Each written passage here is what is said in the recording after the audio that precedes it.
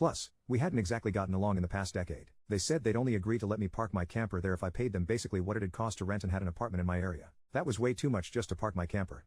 I was jobless and trying to save as much of my unemployment money as possible until I could find a new job. I may as well be living in an apartment with that rent price they requested.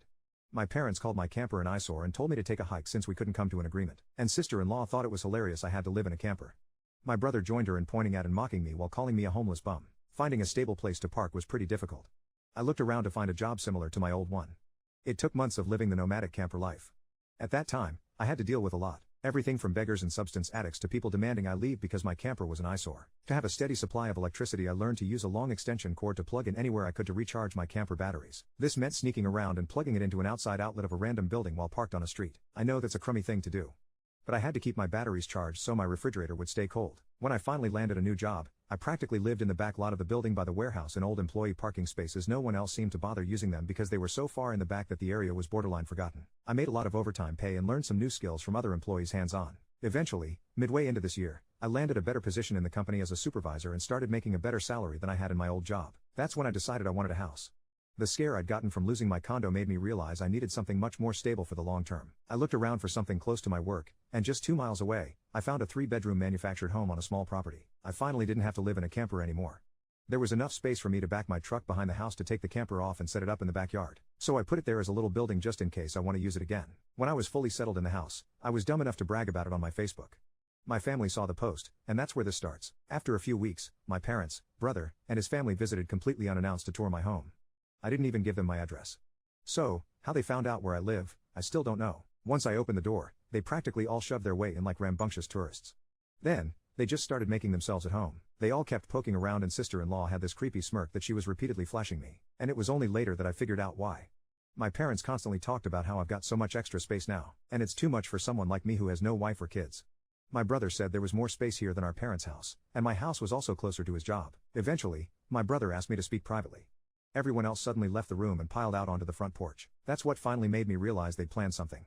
My brother, let's call him Dan, said the house was too much for me alone, and I should let him move in with his family because his wife is pregnant with kid number 4. And my house is much closer to his job. He pointed out that I already had the camper, so I could live outside while they lived in the main house. And I'd like to point out that Dan never once spoke of offering rent. Mind you, he's got a good job. He also started talking about how there would be changes and even curfews. And that I couldn't just walk in at any time without prior notice. If it weren't my brother, I'd think the person I was talking to had lost their mind. I tried to speak, but he kept talking over me as if I had no say. There was no way in hell I'd rent my house or parts of my house to him, so I picked up my phone and set it to start recording.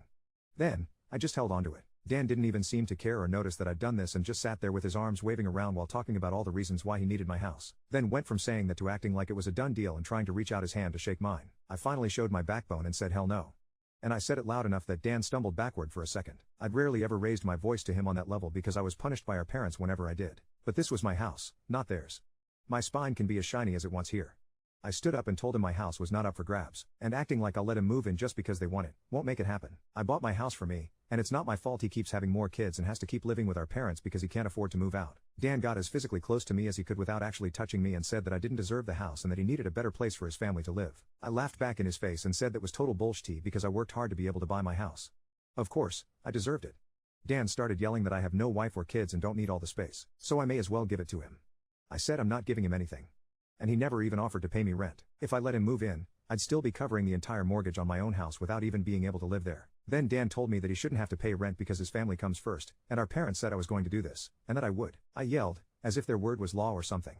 And told Dan that they did not have the right or power to give my house to him. Then right one cue my parents and sister-in-law barged back in through the front door and surrounded me to try and force me to agree. There was a lot of fighting. But to sum it up, I heard the line just do it for Dan way more times than I can remember.